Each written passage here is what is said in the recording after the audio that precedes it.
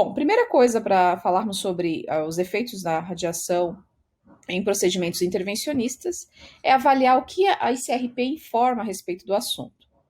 Então, de acordo com Balter e colaboradores, uma importante referência utilizada pela própria ICRP, né, é bem evidente, né, bem claro que não existe limiares ou valores de dose estabelecidos para todos os pacientes. Isso porque as reações cutâneas, né, a reação associada à dose de radiação recebida por paciente em procedimento intervencionista, essa dose ela vai variar, né, de acordo com o procedimento, e mesmo que seja uma dose igual para vários pacientes, a resposta de cada paciente vai variar de acordo com a sensibilidade e a capacidade que esse paciente tem em relação à radiação. Então, cada pessoa responde de forma diferente a efeitos da radiação. Por isso, por mais que nós tenhamos um limiar, ele não é estabelecido para todos, ele não se aplica a todos os pacientes.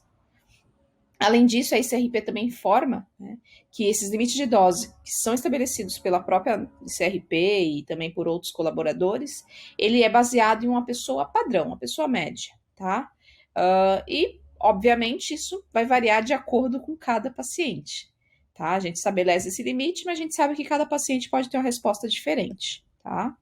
O mais importante é que, de acordo com os estudos, a maioria dos pacientes, eles vão ter reações cutâneas a partir da dose de 5 grays. Então, quando o paciente em procedimento intervencionista recebe uma dose de 5 grays, a partir desse valor, possivelmente, ele vai ter uma reação cutânea, já que isso é observado na maioria. Tá? Essa informação ela está disponibilizada na SRP 120, que foi publicada em 2013. O mesmo report ele coloca um gráfico exatamente para relacionar o tempo com a dose. Tá? Então, no eixo horizontal nós temos o tempo de exposição e no eixo vertical nós temos a dose. Tá? Aqui a dose ela é apresentada em grays e o tempo é apresentado em semanas, dias, semanas e ano. Então, conforme o tempo de exposição, ou melhor, no caso, o tempo de manifestação da doença, esse tempo ele vai variar de acordo com a dose. Quanto maior essa dose, a gente sabe que mais efeitos nós teremos a longo tempo. Então, por exemplo, uma dose relativamente baixa, né, ou a partir dos limiares estabelecidos pela ICRP, vamos colocar aqui 5 grays, em um dia, esse paciente que recebeu 5 grays, ele vai manifestar o eritema transitório, tá? Então, aquela vermelhidão típica da pele, ou quando exposta à radiação, mas é transitório, esse efeito deve sumir. Depois de algumas semanas, né, se o paciente recebeu aí cerca de, né, entre 10, entre 10 e 15 grays de dose absorvida durante um procedimento, ele pode ter um eritema um pouco mais persistente, então ele vai ficar por mais semanas esse eritema, tá? E aqui a gente observa, né, a evolução de acordo com a dose.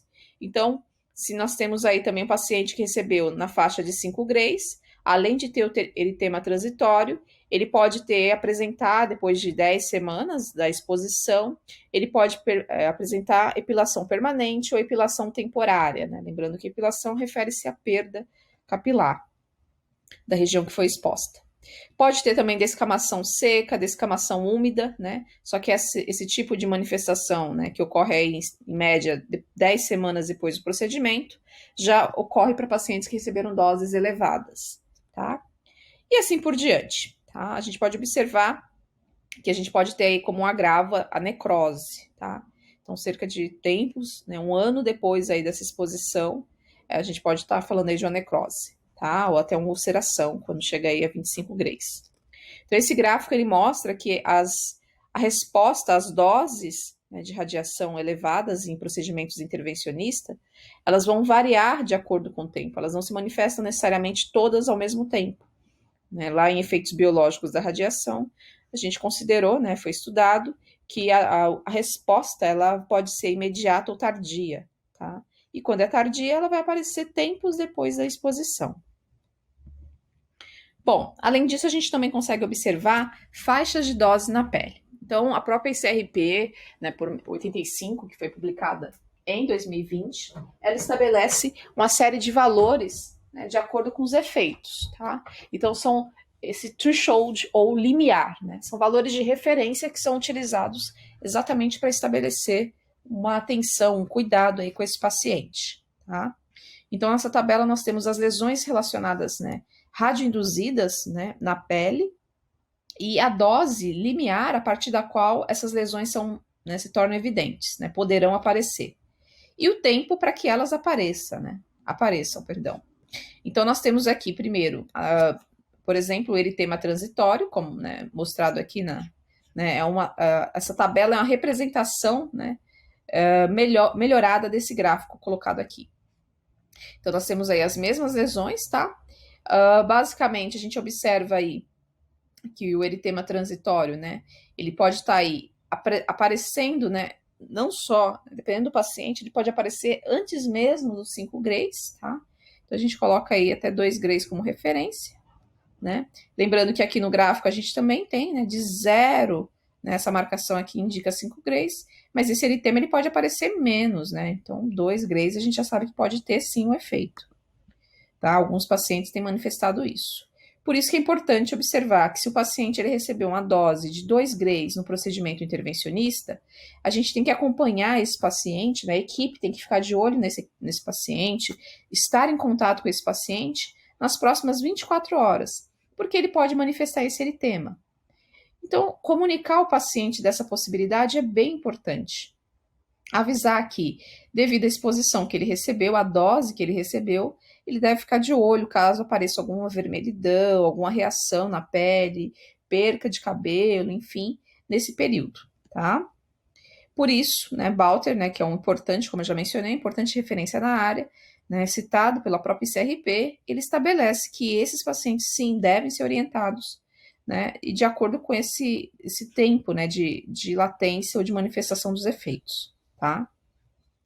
E lembrar que na radiologia diagnóstica, né, que envolve raio-x, entre outras aplicações, né, quando a gente fala de lesões cutâneas, elas eram consideradas raras até tempos atrás.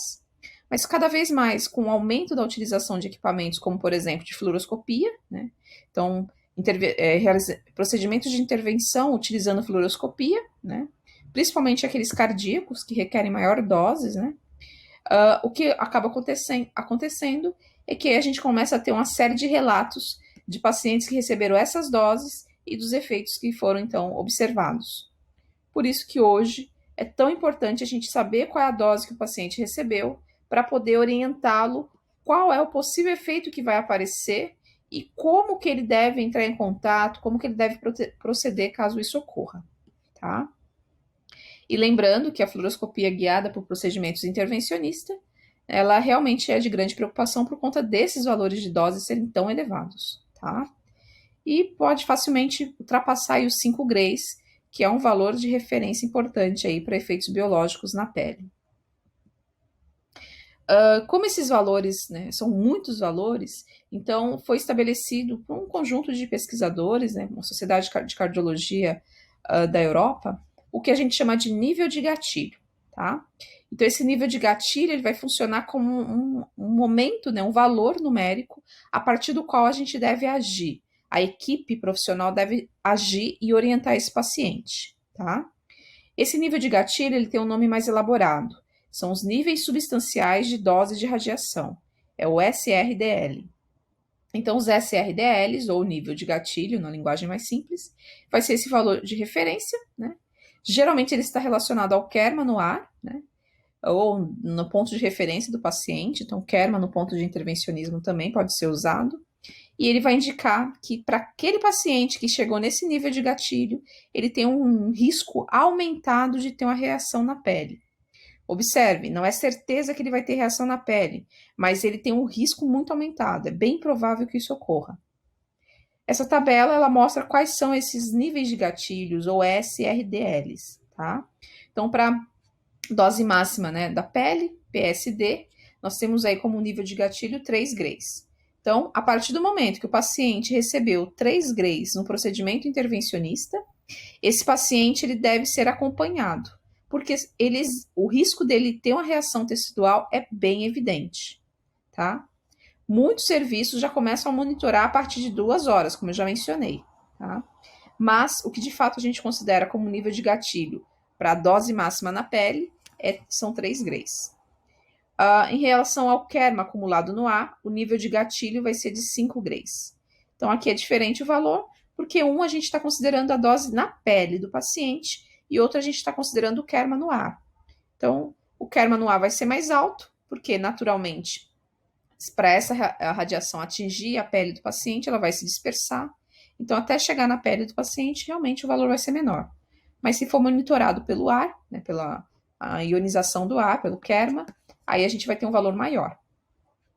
Também nós temos o produto, né, kerma área, né, como a gente já mencionou, o pKa. E esse pKa, no caso, como é produto kerma área, é a multiplicação do valor de kerma pela área. Então, aqui a gente está considerando aí, como nível de gatilho, 500 grays por centímetro quadrado, tá?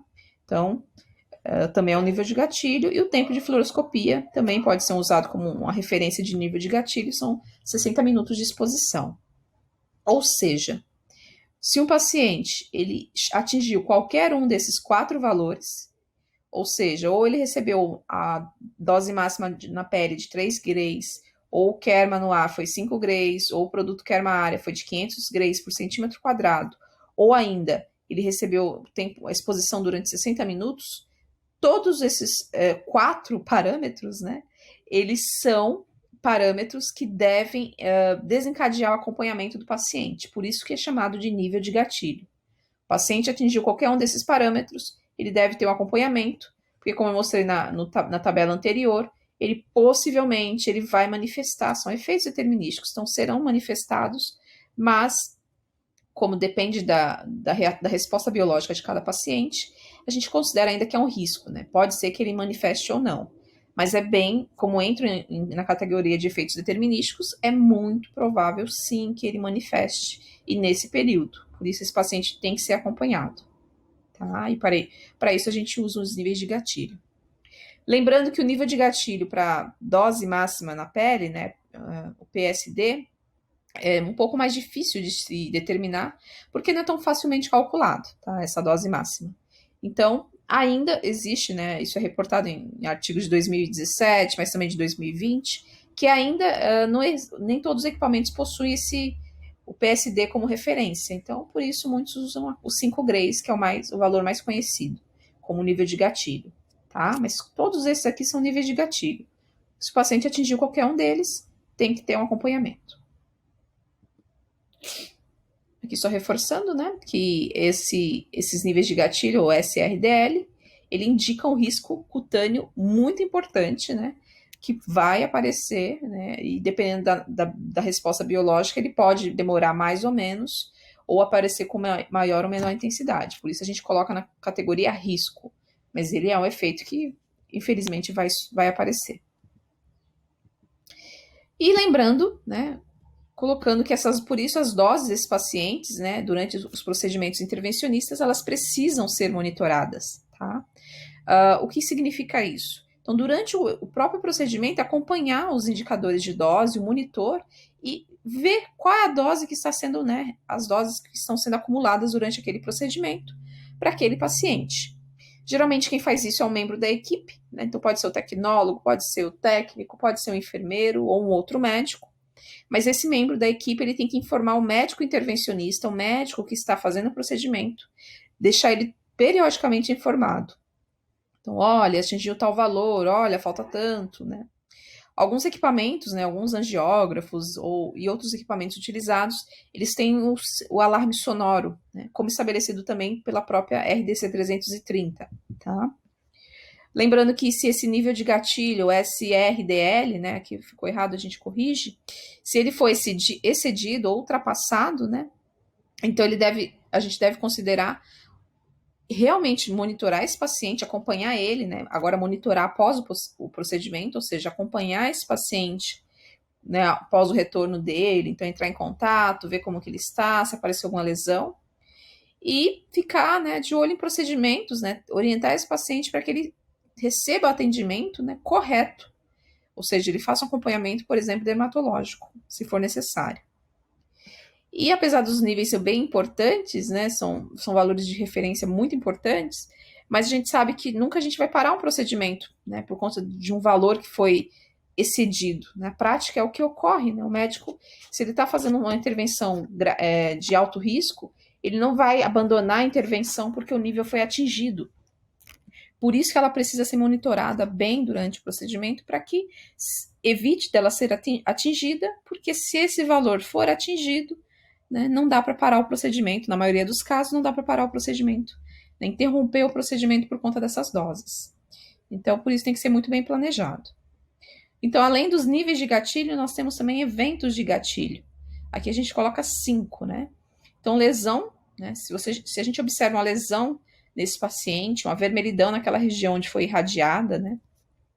Então, é um paciente que fez um procedimento intervencionista e ele retornou para fazer um outro procedimento na mesma área, por exemplo, e a gente observa que aquela área está, né, com eritema, né, ou escamação, ou qualquer um dos efeitos observados. Então, o que vai acontecer é que é um evento de gatilho, tem que, né, ter uma atenção maior com esse paciente, porque ele já teve uma exposição que ocasionou, né, uma lesão. Também acompanhar, né, acompanhar pacientes que receberam vários, né, procedimentos nos últimos meses, né, então, principalmente no último ano. Então, por isso é tão importante ter o relatório, né, o prontuário desse paciente, observar quantos procedimentos ele fez, né, então, para pacientes que têm complicações maiores e constantemente são submetidos, então tem que ter esse olhar. Então, o procedimento realizado de forma errada, né, o procedimento realizado no paciente errado, né, então, além de ser um procedimento errado, também tem um procedimento que foi realizado de forma correta, porém o paciente não era aquele, né, o paciente estava errado. Né, foi colocado ali para fazer o procedimento que ele não deveria ter sido submetido. Também para pacientes que, né, estavam num quadro de gestação desconhecida no momento do procedimento. Então, todas essas situações, essas 5 situações, elas são eventos de gatilho, e por isso a gente deve, a partir do momento que a gente identifica isso, não tem valor de dose aqui estabelecido, mas a gente sabe que são pacientes de alto risco. E lembrar que esse nível de gatilho, também chamado aí na tradução livre de nível de disparo, ele é definido, né, equivalendo a 1% das reações teciduais que os indivíduos expostos demonstram, né? Então, a gente expõe uma grande população, né? Isso aí, com vários, né, exames são realizados, a gente tem vítimas aí dos acidentes nucleares e radiológicos que são estudadas e monitoradas até hoje. Então, com base nos efeitos que são, né, nas reações teciduais observadas em 1% desses indivíduos, né, são estabelecidos esse nível de gatilho. Por isso que eu falo, às vezes o paciente ele não vai demonstrar, mas se ele atingiu o valor, né, dos níveis de gatilho, ou ele está em uma dessas 5 condições, ele tem que ser monitorado, tá? E tudo isso é estabelecido pela SARC, ou CIRSE, né? Que é a Sociedade de Cardiologia Intervencionista, né? Radiologia e Cardiologia Intervencionista da Europa. Então, ela fez uma junção aí de procedimentos, de equipe, né? Envolvendo principalmente pesquisadores como Balter e Jeske, e estabelecer esses parâmetros. Bom, lembrando essas reações teciduais e limiares de dose, né? Eles estão relacionados à exposição e podem ser diferenciados em 2 grupos. As imediatas agudas, né? Também chamadas por alguns de subagudas, que podem aparecer de 24 horas até 2 meses após a exposição, e as crônicas, né? Que ficam aí, essas são reações teciduais que vão aparecer por mais né, de 2 meses, até mesmo durante anos. Né? Então, aqui em relação ao tempo de manifestação, de visualização, de observação desses efeitos. Tá? Se for imediato, ele vai aparecer, né, dentro do período de 24 horas, e aí considerado até 2 meses, já entrando na categoria subaguda. Se for crônica, vai demorar, vai persistir durante, né, mais de 2 meses ou mais de 2 anos, ou até mais do que 1 ou 2 anos. Tá? De todas as reações cutâneas, a gente está falando muito de reação cutânea porque a gente sabe que a pele é o órgão mais exposto durante o procedimento intervencionista, né? Por isso a gente tem a dose máxima de pele, né? PSD. E então a reação a cutânea mais comum, né, é a reação eritematosa, que é a reação de, né, inchaço e vermelhidão da pele. E como a gente sabe, ela pode ser classificada aí como imediata, tá? Então, ela pode aparecer até em 24 horas após a exposição de mais de 2 grays, que é o que a gente observou aqui nessa tabela, tá? Lembrando que o nível de gatilho, né, para dose na pele é de 3 grays, a gente sabe que sim, ela pode aparecer aí com menos, até com 2 grays já tem sido observado. E aqui uma tabela mostrando reações, né, limites, né? Então, lesão cutânea por radiação, né, sendo classificada também não só pelo o limite de dose, mas também pelo tempo. Então, a gente tem o grau de complexidade na primeira coluna, a dose na pele, né? Então, a gente tem aqui 2 grays, né, maior do que 2 grays, e aqui maior do que 15 grays. Então, essa divisão que é feita aqui. E aqui a gente tem o estágio prodômico, o estágio de latência e também o estágio de manifestação da doença. Então, observe que são divididos em 3 categorias, né, inicialmente, porque a gente sabe que os efeitos biológicos têm essa característica, né, os efeitos biológicos da radiação. Estágio de latência, estágio prodômico e assim por diante, tá? Então, um exemplo aqui, para até, né, mais do que 2 grays, de 1 a 2 dias após a exposição, esse evento pode ser observado ou também ele pode não ser observado, como eu já mencionei, depende aí da resposta biológica desse paciente, tá? No período de latência, nenhuma lesão fica evidente, né, de 2 a 5 semanas após essa exposição. E depois aí, quando o paciente está manifestando, né, o estágio de manifestação da doença, né, então a gente tem aí o estágio de manifestação da doença ocorrendo aí depois do estágio de latência, com a duração de 20 até 30 dias. Então a pele pode ficar vermelha, inchada, né, aumento da pigmentação, e aí de 6 a 7 semanas após a exposição pode ocorrer a descamação seca, né? Então, observem, né? A gente tem esse estágio de latência, esse estágio de manifestação da doença, por isso o paciente precisa ser acompanhado. O paciente ele não entende, né, por que não aparece nada, e depois de 20, 30 dias, né, ou depois do término aí dessas 5 semanas, por um período de 20 a 30 dias, ele tem essas lesões. Então, nem sempre esse paciente vai entender que de fato está relacionado à radiologia intervencionista, o procedimento que ele fez. Por isso, cabe ao médico e à equipe comunicar esse paciente e monitorar ele a partir do valor, né, de 2 grays, né, como dose de pele, ou os níveis de gatilho, como já mencionado, né, para dose máxima na pele 3 grays e para Kerma no ar 5 grays. Aí geralmente ocorre que alguns pacientes têm uma terceira onda de eritema. Então, quando essa dose, né, o paciente foi exposto a essa dose, essa terceira onda desse eritema não é observado. Então, esse eritema vai e volta, né? São as ondas de eritema. Quando isso ocorre pela terceira vez, a gente chama de terceira onda de eritema. E também a gente tem aí a recuperação desse paciente, né? Então, a cura completa ela é esperada aí de cerca de 28 a 40 dias após a descamação seca, né? Então, após esse período de manifestação da doença, que pode ocorrer aí, por exemplo, de cerca de até 6 meses após o paciente ter recebido essa dose, né?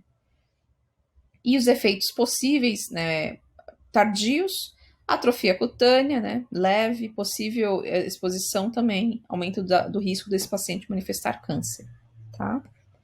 E para um grau bem mais elevado, a gente tem 15 grays aí, pacientes que receberam mais do que 15 grays.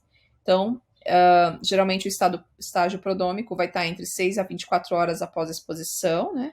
Sendo que esse paciente ele vai ter a sensação imediata de calor, né? Isso com a duração até de 2 dias, é o que tem sido observado. No estágio de latência, nenhuma lesão evidente, né? Esse estágio de latência ele dura de 1 a 3 semanas, diferente da dose de 2 grays, que dura de 2 a 5 semanas. Então, aqui esse estágio de latência dura menos. E aí, o estágio de manifestação da doença, nós temos aí também de 1 a 3 semanas após a exposição. Lembrando que a pele pode chegar na tonalidade aí marrom, mais escuro, né? Tons mais escuros do que a cor natural do paciente. E ele pode ficar aí, né, entre 5 a 6 semanas após a exposição. Ele pode ter o edema subcutâneo, né? Bolhas, né, que vão ocasionadas aí de descamação úmida, né? E também perda capilar naquela região, tá? Então, esses são sinais aí, a manifestação maior da doença. E nesse tipo de exposição, maior do que 15 grays, o paciente ele pode ter a terceira onda de eritema, né? Então, claro que, né, lembrando que isso se aplica especialmente a exposições, né, beta, né, quando aí, no caso, um procedimento específico, né, em outra modalidade. E esse paciente ele pode ter de 10 a 16 semanas após a lesão, né? Aí a questão de vasos sanguíneos, né, edema aumentado após a exposição, vasos sanguíneos visíveis, né, rompidos de forma visível. E também ele pode ter aí a epilação, né, pode diminuir, né, então pode o cabelo, né, naquela região voltar a nascer, mas também pode ocorrer novas úlceras, né, e ainda a questão da necrose em algumas regiões expostas. A recuperação desse paciente depende do tamanho dessa lesão, né, e também de como esse paciente respondeu biologicamente a esse efeito, né. Então depende muito do paciente, da resposta biológica dele. E os efeitos possíveis, né? Então a gente pode ter aí a questão dos vasos, né? Esses vasos mais finos e tornados mais visíveis até 10 anos após a exposição. A pele também, né? Possível câncer ocasionado tanto na pele quanto em qualquer outra área exposta, né? Pode se manifestar depois de anos. A questão é que o câncer, ele, né? Assim como todas essas doenças, elas não são específicas da radiação. Por isso que o paciente às vezes não associa, né? Então, o eritema pode ocorrer por uma série de outras causas, assim como o câncer também. Por isso, o paciente, muitas vezes, ele não entende o que acontece, não associa ao procedimento. E por isso a gente considera que a pedra angular, né, a estrutura base, o fundamento da produção radiológica para esses pacientes é a prevenção, né, dessa exposição da pele, né? Então, reduzir essas lesões, né, por minimizar a dose, monitorar o paciente durante, né, esses procedimentos, para que eles não atinjam não acumulem, né, essas doses cutâneas. Né, quem quiser ver em completo detalhe essa tabela e o artigo está disponibilizado aqui na referência. Bom, então a gente sabe que existe uma série desses procedimentos, né? E quais são eles? Então a gente aqui coloca uma lista, né, de 12 procedimentos que são os procedimentos com potenciais doses para esses pacientes em radiologia intervencionista, né? Então, por exemplo, a gente tem embolização da artéria pélvica, a gente tem trombectomia mecânica, né? Radioterapia também interna, né? Aí é específico, né? Não da fluoroscopia, mas enfim, é um procedimento que a gente sabe, a radioterapia também tem a sua contribuição para a dose na pele, né? Também o implante transcatéter de válvula aórtica, né? Então, também, né, conhecido como TAV e outras siglas equivalentes, né? Intervenções coronárias percutâneas são as mais comuns, né? Então, a colocação, por exemplo, do stent coronário, ablação. Então, são os exames que mais contribuem para a dose no paciente, tá? E também, claro, ranqueado aqui em primeiro lugar, né? O shunt de stent, né? Que é colocado aí intrahepático, né? Por meio, através da transjugular. Então, é um procedimento bem complexo. Também tem um risco, né? Então, são exames que têm potenciais doses para pacientes em radiologia intervencionista e procedimentos equivalentes. O que tem sido feito, né, sido praticado aí, é monitoração em tempo real, né, desses procedimentos de alta complexidade, principalmente monitorar o paciente aí, quando a dose foi significativa, seguindo aquela tabela, né, mostrada inicialmente aí na nossa apresentação. Então, acompanhar, né? Se as doses foram altas, acompanhar esse paciente durante todo esse procedimento, né? Então, aí, por exemplo, após o primeiro ano, né, de recebimento e introdução dessa dose. Além disso, também equipamentos, né, de última geração, eles têm dado em tempo real os valores de dose, isso é bem importante. E dado como Kerma no ponto de referência, né, representado pela sigla KREF, K de Kerma e o REF de referência, o produto Kerma área, né, e o tempo de fluoroscopia. Lembrando que também o produto dose área, ele também a PSD, né, a dose máxima na pele também é um parâmetro de referência, mas como a gente mencionou no início, nem sempre esse produto, esse parâmetro, ele vai estar disponível, tá? Então, o produto Kerma área é mais comum, então a gente usa ele, né, monitorar em tempo real. E também é proteger diretamente esse paciente, né? A fonte, que é a fonte de radiação, né? Então, a gente pode usar uma série de cortinas, né? Revestidas aí com bismuto, que não é tão pesado. Tapetes também à base de chumbo. E como a gente observa aqui nessa imagem, né? O artigo na íntegra também disponibilizado aqui, a gente observa aí, né, um Phantom e uma blindagem sendo colocada na região, né? Sobre esse paciente, e observe a área de abertura para trabalho aí da equipe médica. Então, também é uma forma, né, de otimizar, né, reduzir, já que essa exposição que o paciente está recebendo, como a gente sabe, vai produzir radiação espalhada que vai sair do paciente e atingir o médico, né? Então, aqui é a forma de evitar, né, diminuir a exposição da equipe, né, indiretamente. E, claro, isso, né, é interessante para o paciente, o efeito é mínimo, né? Porque a gente entende que o equipamento, o tubo de raio-x, está posicionado abaixo do paciente. Então, o paciente já está recebendo a dose. Mas a ideia aqui é exatamente diminuir a radiação dispersa. Então, protege a equipe e protege outras áreas da anatomia do paciente que estariam sendo expostas a essa radiação dispersa. E aqui a gente fala um pouquinho de casos, né? Então, imagens fortes aí a seguir. Então, primeiro aqui a gente tem uma lesão que foi induzida numa paciente de 60 anos após um procedimento neurointervencionista, né? Então, específico e neurológico, que foi bem sucedido, né, para o tratamento do AVC. Aqui, né, a gente tem o relato do tempo. Então, a fluoroscopia foi mais de 70 minutos. Lembrando que lá no tempo de no nível de gatilho, fluoroscopia aí seguida de mais de 60 minutos já tem que ter monitoramento do paciente, acompanhamento pós-procedimento. Então, aqui essa paciente foi acompanhada porque atingiu aí 70 minutos. 43 imagens, né? Pulsos de imagem foram realizados aí durante o procedimento. A gente pode, né, olhando a foto, achar que a paciente teve, né, raspou a cabeça, mas não ocorreu, né? Não foi isso que ocorreu, e foi sim a epilação, tá? Ou depilação focal do couro cabeludo e uma lesão, né, nessa região, tá? Então a gente observa que a perda, né, a perda de cabelo dessa paciente, ela foi ocasionada pela exposição. Apesar de termos dados de tempo de exposição, séries de imagem, não há dados sobre a dose, né, para essa paciente. Então, dados sobre qual a dose a paciente recebeu não foi disponibilizado. Então, observe que, realmente, para nível de gatilho, não é só a dose. O tempo de exposição também pode ser usado, uma vez que a dose não foi disponibilizada. E aqui nessas 3 imagens, a gente observa, lesões num homem de 40 anos, depois de uma angiografia coronária, tá? Realizada em uma angioplastia também.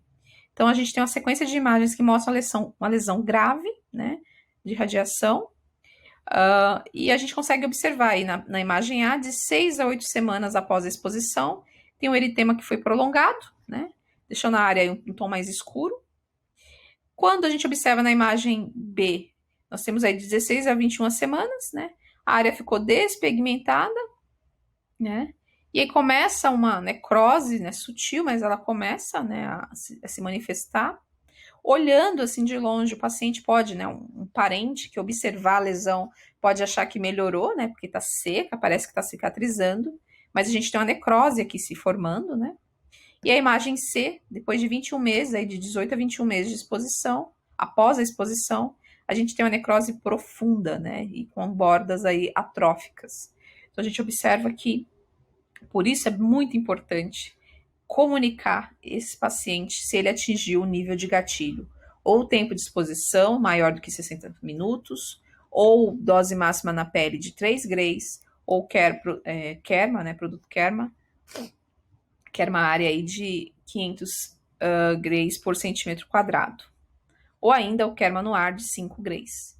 Todos esses parâmetros de nível de gatilho são fundamentais para a gente acompanhar, né, o paciente, para evitar que ele, né, chegue nesse nível, porque dá para evitar no sentido de orientar ele, conforme as etapas, né, a doença vai evoluindo, dá para orientar esse paciente a ter um acompanhamento, um atendimento dermatológico, além, claro, do psicológico, tá? Outras lesões, a gente observa aqui casos também bem fortes, né? Então, nessa imagem aqui, nós temos aí também o eritema precoce, né, que já seguido aí de uma descamação úmida, tá? Então, a gente observa aqui a umidade da pele, uma descamação, né? Numa paciente diabética, por conta de uma radiografia de localização, né? Então, lembra que a gente tem a radiografia, né, a última imagem mantida, e a gente tem aí a radiografia de localização também utilizada nesses procedimentos. Então, dá para ver claramente, né, o campo de exposição, né, e a demarcação, né, da mira aqui, da marcação de chumbo, como do raio central, vamos chamar assim, né. Então, de tão severa que foi essa exposição. Aqui a gente já observa, né, as etapas de cura dessa paciente, mas aqui a gente está na descamação úmida, né? Então, vai ter uma regeneração, né, do epitélio, do tecido que compõe essa região, tá? E a gente observa que essa recuperação ela vai se estender exatamente na linha, né, da marcação de raio central de chumbo, né? Dessa cruz que foi marcada aqui, né? Então, a gente observa que a lesão foi cicatrizando nesse sentido, tá? Isso aqui foi obtido, né, imagens cedidas aí pela Universidade de Wisconsin, nos Estados Unidos. E aqui a gente tem um outro caso, né, eu já coloquei até em outras apresentações para vocês, uma lesão por radiação devido a um campo sobreposto. Então, essa paciente, ela foi sobreposta, a região, né, foi sobreposta, a gente pode observar aqui, um paciente aí de 80 anos, né, e a gente consegue observar uma lesão, né, superior, né, uma lesão superior que apareceu 12 semanas após a dose máxima, né, a dose, né, a PSD de 10 grays, né, então observem, ultrapassou aí consideravelmente o nível de gatilho, e a gente tem aqui a lesão de sobreposição na linha média, né, no plano médio sagital da paciente, também aí cerca de 10 semanas, né, após a exposição, e no caso aqui a dose máxima cutânea, a PSD dela foi de 8 grays, na área de sobreposição, tá? Então, observe como ficou escura, né? Ficou hiperpigmentada. A paciente já tem uma coloração mais escura e aqui ficou hiperpigmentada.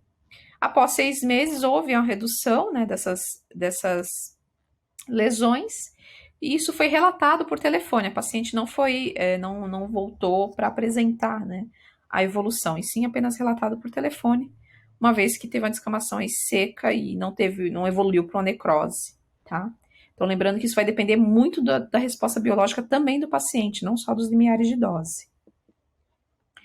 Aqui a gente tem, né, 2 procedimentos que foram guiados, né, nesse paciente. Então, um homem aí de 65 anos, e a gente teve uma região, né, uma sobreposição, uma vermelhidão na região exposta, tá?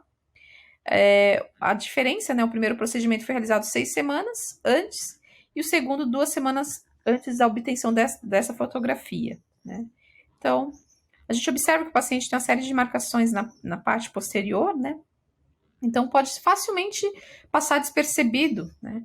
Por isso, a importância, de novo, de avisar o paciente, né, para aquela dose, e já que ele está repetindo o exame, o procedimento, ele pode manifestar, sim, efeitos e acompanhar isso para que, né, seja bem monitorado. Aqui nessa outra imagem, a gente já tem uma dermatite, né, subaguda, né, por fluoroscopia, e esse paciente ele foi submetido a uma colocação de stent na artéria coronária, tá? A foto foi obtida 2 meses após a fluoroscopia, no caso a imagem A. No caso da imagem B, a lesão vai progredindo, progrediu como a gente observa. Também teve uma hiperpigmentação, esclerose e ulceração de 5 meses após a fluoroscopia. Então a gente observa, né, a formação de úlcera. E a gente observa também que nem todos os pacientes a gente tem um retorno, né? Isso é muito grave. Às vezes o paciente ele não retorna, não dá devolutiva do que de fato ocorreu, se teve evolução, melhoria ou não. Por isso cabe o serviço e o médico intervencionista acompanhar esses pacientes. Aqui a lesão de um homem de 50 anos, então após o tratamento, né, com a dose cutânea máxima de 10 grays, tá? Então nível de gatilho para PSD 3, aqui a gente está vendo que o paciente recebeu 10. Então, após 6 meses aí do procedimento, a gente teve a melhoria, tá? Mas lembrando que, né, teve 10 grays, certamente ele vai ter já uma manifestação desse efeito, e dependendo da resposta biológica, ele pode melhorar. E aqui a gente tem uma necrose profunda na imagem A, né? A gente tem aí circundada por a pele, né? O tecido foi, né, bem exposto mesmo, a gente observa a demarcação da área exposta, né? Isso foi há 30 semanas após um procedimento de angioplastia coronária, né, em um homem de 60 anos. Então, observem, né, o paciente ele fica posicionado, né, em decúbito dorsal, o tubo de raio-x ele está, né, incidindo, né, a entrada de raio-x é na região posterior, e são vários pacientes que apresentam lesões nessa região, né. E aqui, 38 semanas após o procedimento, então, curativo foi feito, né? E observe a profundidade dessa lesão. Então, são casos graves, né? Que a gente tem que, para nos alertar de que esses pacientes, sim, eles podem receber sobredoses, né? E essas doses, elas podem não, né, não dar um efeito imediato, a gente sabe que a maioria não é efeito imediato, além do eritema. Por isso, esse paciente ele tem que ser muito bem orientado. E também a gente observa um caso extremamente grave, né, bem de gravidade ainda, né, tão complexa quanto, porque a gente também tem aí uma necrose, ulceração 4 meses após o procedimento ablativo, né, eletrofisiológico, e nesse caso o braço do paciente, né, ficou posicionado dentro do campo, né, de exposição. Então, sem necessidade, o paciente está recebendo uma lesão, né, um procedimento que levou 10 horas, né. Então, 10 horas de procedimento e dentro dessas 10 horas, o paciente foi exposto diversas vezes. Para esse paciente, a PSD, né, a dose máxima na pele, foi de 15 a 20 grays, estimada, né, não sabe ao certo.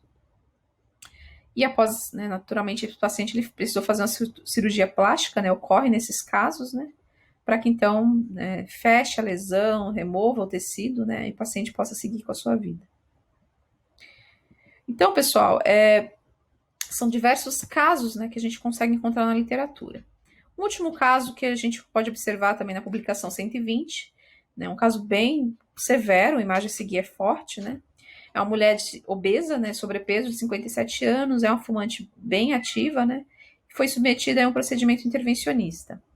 E aí o tempo de procedimento foi de 6 horas, né? De acordo, né, tudo isso aqui é um relato da ICRP, né? Não há dados disponíveis sobre a dose que ela recebeu, que é mais preocupante, né? Porém, as primeiras manifestações já foram na forma de bolhas na região lombar, né? Então, o paciente, né, procedimento tradicionalmente exposto na região lombar inicialmente. 2 meses depois, a paciente apresentou uma úlcera profunda na mesma região. Ela relata que foi extremamente doloroso, né? E aí ela teve que fazer também a cirurgia plástica, né? Exatamente para fechar a ferida, a região, né? Já que a necrose realmente deixou uma úlcera, né, de 20 por 20 aqui, né? de extensão, tá? Então, claro que todo esse procedimento, o interessante é que ele teve que ser realizado em um centro especializado para pacientes queimados, né?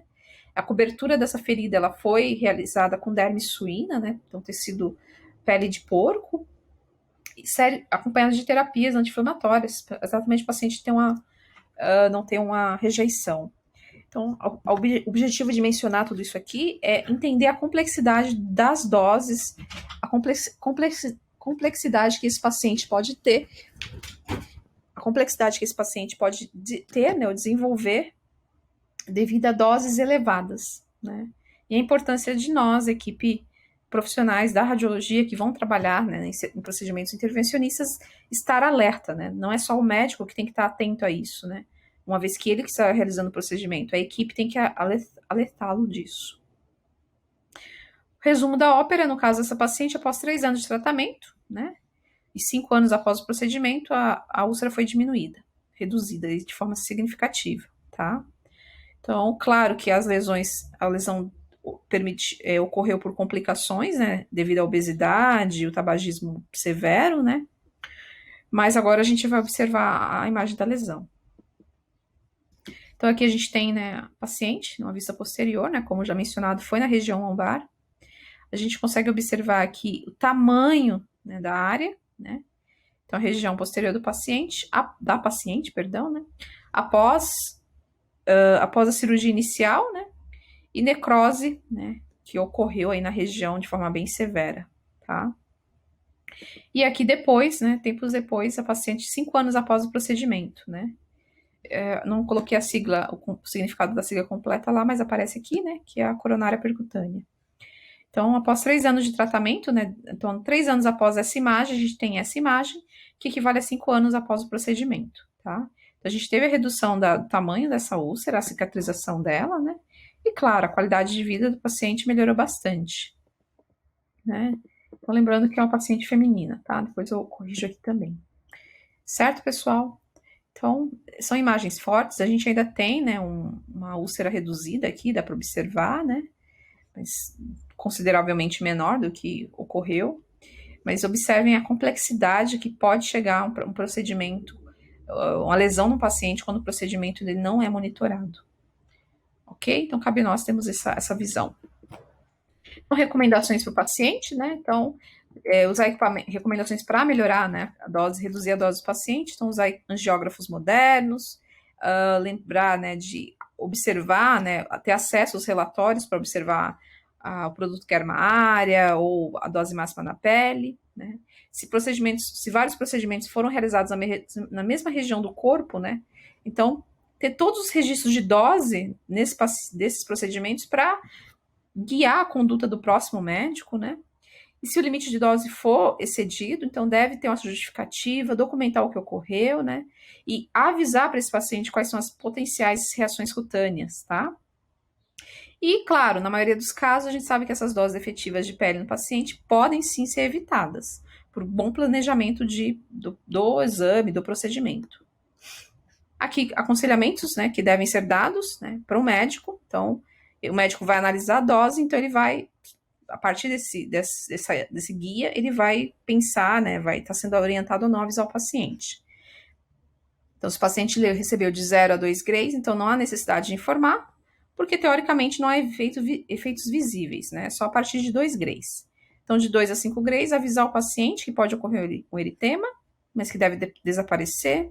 Se esse paciente recebeu mais do que 5 grays, né, então aqui faltou de 5 a 10 grays, né, aconselhar esse paciente a realizar um exame, né, sempre, ou pedir para, né, um acompanhante, ou pessoa que mora com a pessoa sempre estar examinando, de 2 a 10 semanas após o procedimento. Se tiver algo visível nesse período, avisar a equipe médica e retornar ao hospital para avaliação, né.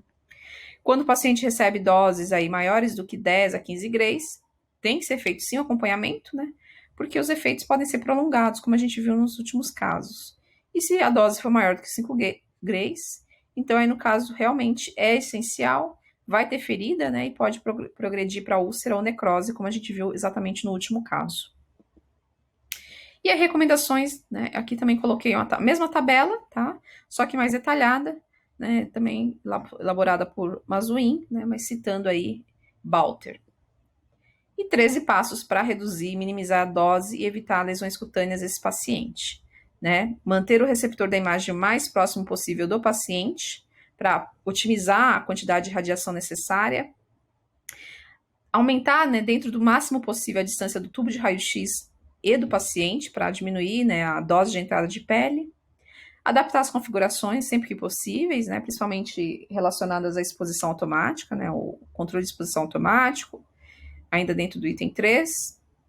Depois a gente tem aí usar a fluoroscopia pulsada, né, não a contínua, como a gente viu na última aula. A colimação, evitar a ampliação ou magnificação direta, né, porque quando a gente magnifica diretamente, a gente aproxima muito a região do campo de radiação. Evitar angular o equipamento, né, porque a gente sabe que isso pode aumentar, né, o efeito, dose no paciente, principalmente por conta dobrar a dose na pele, por conta da aproximação do tubo de raio-x quando ele está sendo angulado. Usar, né, guias, roteiros em fluoroscopia, né, ao invés de imagens corriqueiras, então o roadmap, a última imagem. Usar, né, manter a última imagem em vez de ficar toda hora expondo, como a gente viu também na última aula. Evitar a tomografia fluoroscópica de feixe, né, que é o feixe cônico, né, então, porque expõe mais o paciente, né, e está associado a alguns procedimentos de fluoroscopia. E também alternar a área de entrada do feixe. Então, sempre que possível, né, mudar a posição ali do tubo, também levando em consideração que não pode mudar muito, mas mudar já que para evitar que aquela área seja exposta por muito tempo. Então, em procedimentos de 10 horas, por exemplo, fazer com que mais do que um ângulo de projeção seja utilizado para não deixar o paciente com a mesma área exposta durante todo esse período, tá? E reduzir o número de campos de entrada sobrepostos, que é exatamente, né, o mesmo princípio, só que aplicado aí para intervenção guiada por fluoroscopia.